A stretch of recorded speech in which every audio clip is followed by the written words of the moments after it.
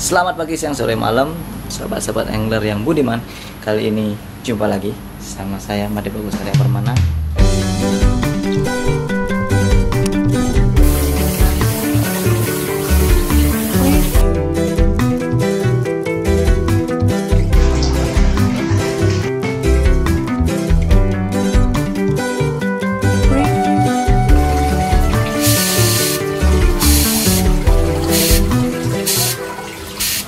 Hari ini saya mau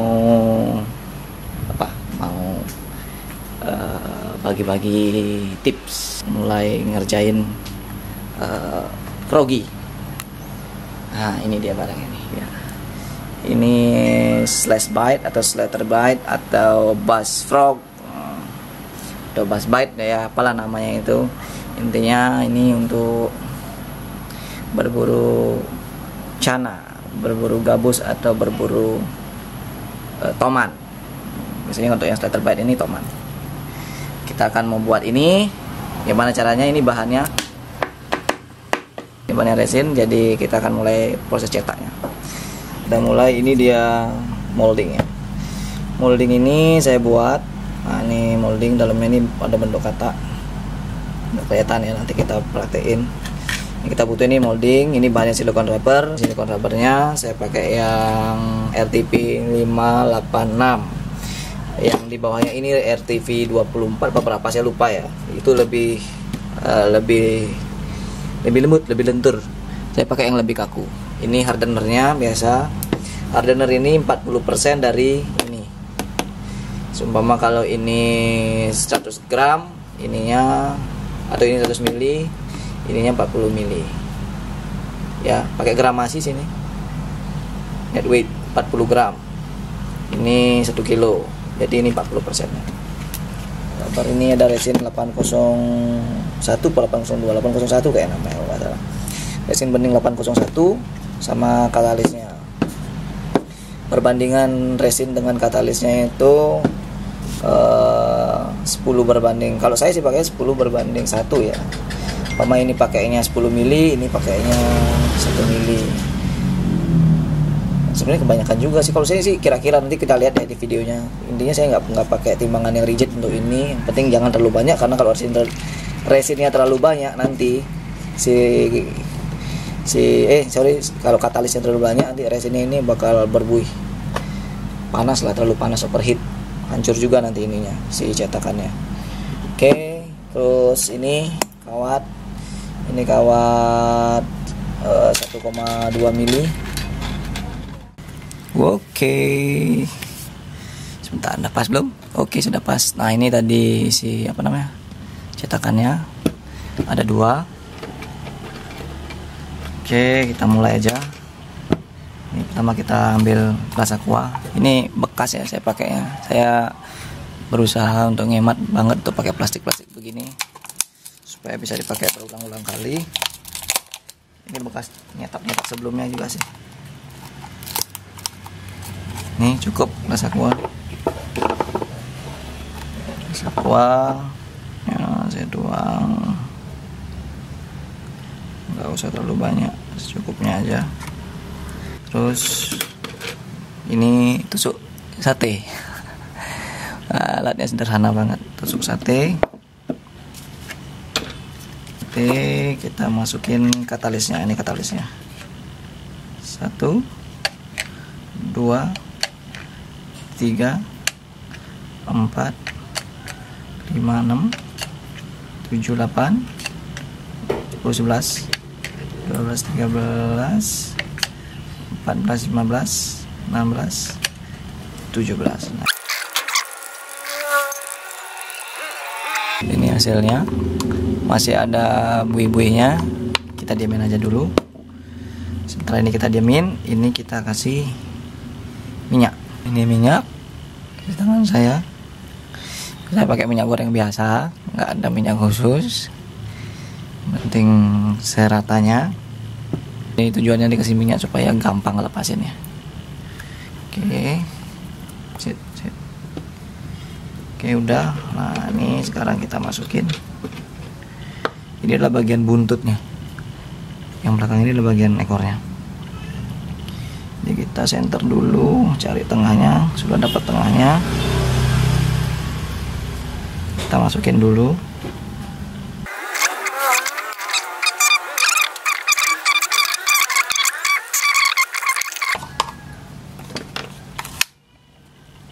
Nih, kelihatan? Biar fokus dulu. Oke. Nah, ini kita masukin pelan-pelan aja.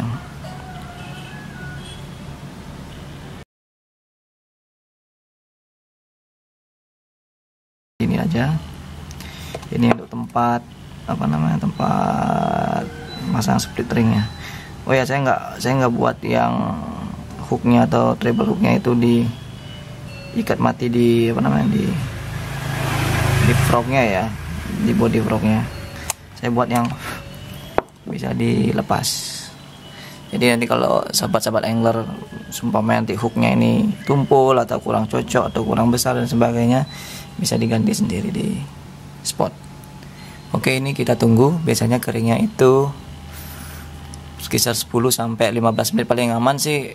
Itu waktu anjurannya segitu sih, 10 sampai 15 menit, tapi kalau saya biasanya sih setengah jam. Oke, ini sudah 30 menit. Ini dia.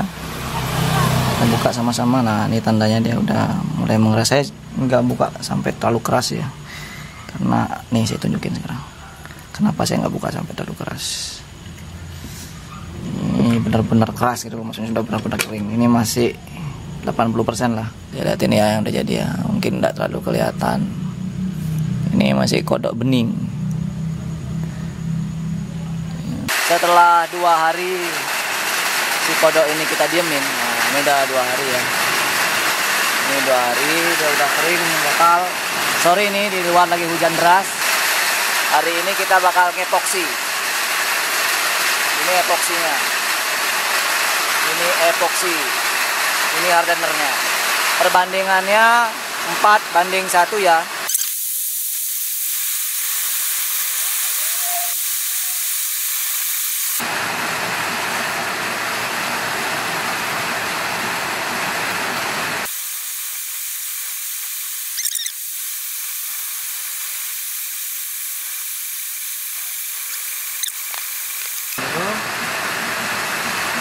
Langsung aja dicelupin.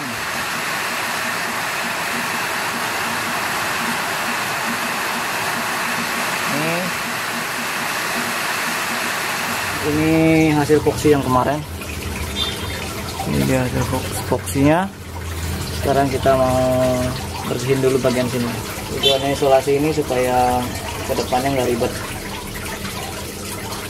Kita nggak usah bersihin lagi di sini. Segini aja cukup. Nah, putih. Ini putih untuk dasarnya.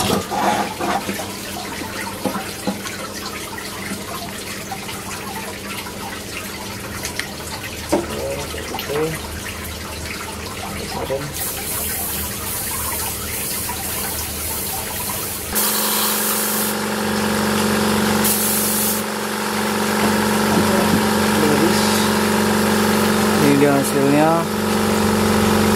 Ini dia udah warna putih. Nah, kita lanjut, kita tunggu kering 24 jam paling cepat. Kita lanjut. Nah, ini scriptnya. Beberapa saya pakai script yang udah jadi. Script yang udah jadi. Kita klasifikasi dulu warnanya, ada hitam putih, hitam putih, hitam orange, 3 warna, pink, merah, 4 warna, pink, merah, hitam putih, pink, merah, hitam putih.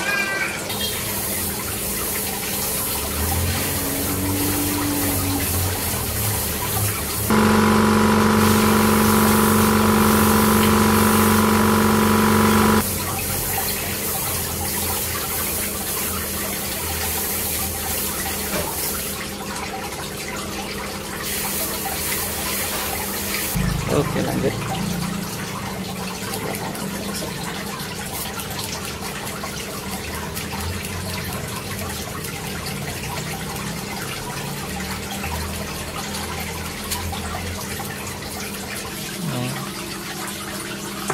Saya di atas berapa udah ada dalam oven. Kita buka.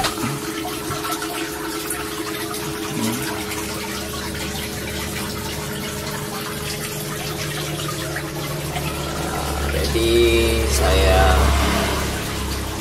finishing, cuman kita nunggu stikernya jadi barengan sama micro WTD nya, nanti kita finishing juga.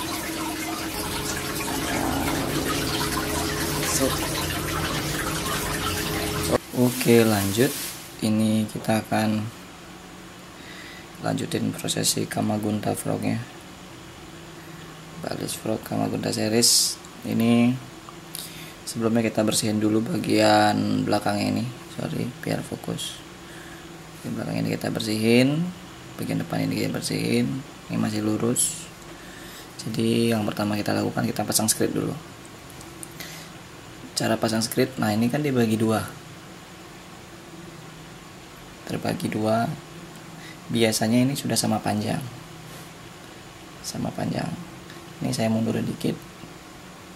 Yang lebih panjang kita taruh di bagian depan dekat sama buntutnya, dibuka kayak begini, kelihatan, ditusuk bagian tengahnya. Nah, kenapa saya buat lebih panjang?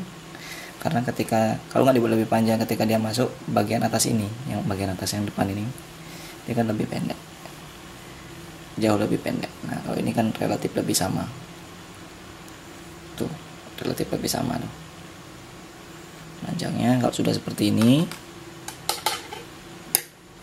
sorry saya manual fokus ya mungkin nanti, tapi susah juga. Nah ini kita tarik kayak begini supaya si ini kelihatan, lubang ini kelihatan.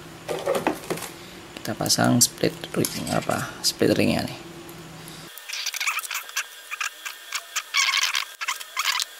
Yang segini, saya biasanya kasih spasi segini. Ini kita pegang bodi proginya, kita tekuk, kita pegang, kita senter bodi proginya, jangan sampai mereng. Sudah kita anggap ini lurus, kita tekuk bagian sininya, 1, 2, 3. Saya pakai kawat stainless 1,5. Oke, nah ini udah. Nah, kita center dulu. Kita sekarang pasang spacer. Nah nih boxnya ini sudah ada spacernya. Nah ini pasang spacer di sini. Kita kasih bitnya. Ini bit namanya. Bit. Nah, ukuran bitnya disesuaikan supaya enggak kekecilan ketika masuk di sini.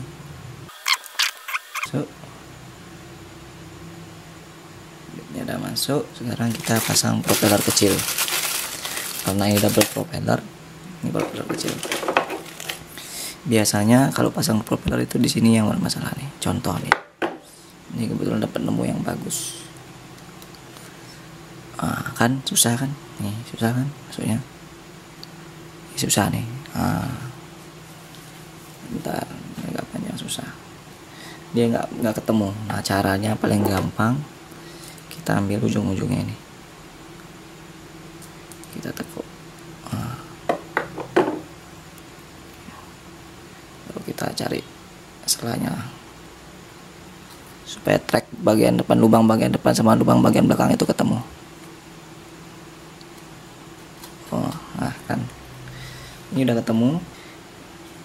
Nggak bisa dong ya. Jadi tips dari saya itu ininya ditekuk, ditekan, disetel lagi, biarin aja dulu agak kayak begini, tekan pakai tang split. Nah ini kan kayak gini nih, mereng begini.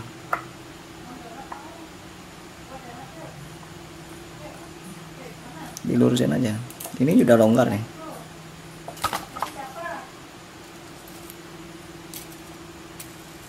Udah lurus. Sekarang kita tambah bitnya lagi.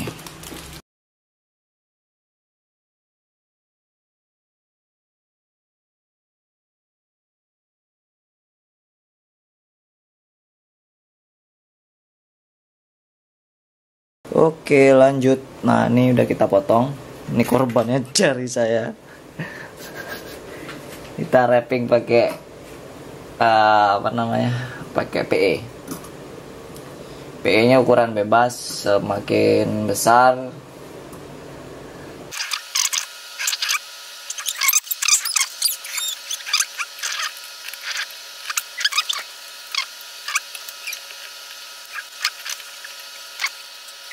oke. Ini udah kita berhasil zoom. Mudah-mudahan sahabat-sahabat yang udah Budiman bisa ngelihat secara detail. Ini udah, kalau curing gini biasanya nggak terlalu lama. Oke, udah. Ini sebenarnya udah bisa disentuh dong. Sudah kering. Sudah kering sebenarnya, cuman ya dibiarin aja dulu. Ini udah nggak mungkin ada yang nyantol di sini. Smooth. Propeller nggak ada masalah, tinggal tes besok. Sorry, tes action. Ini satu-satunya saya buat double propeller agak besar, biasanya kecil. Kecil. Nah, kelihatan bedanya ya, yang ini kecil, yang ini gede. Satu saya sengaja buat agak besar. Ini buat koleksi pribadi saya sih. Double propeller yang gede. Oke, sudah lengkap. Nanti kita tes di lapangan kayak bagaimana actionnya. Sampai jumpa pada tes lapangan. See ya.